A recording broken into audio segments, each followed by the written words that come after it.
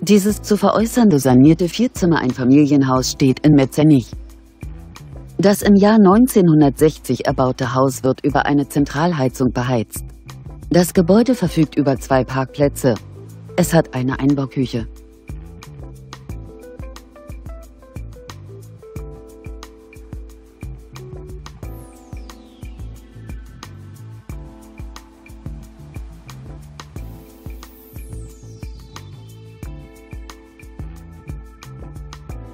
Auf einer Grundstücksfläche von ca. 389 Quadratmetern bietet das Objekt eine Wohnfläche von ca. 150 Quadratmetern. Das Haus hat einen Kaufpreis von 289.000 €.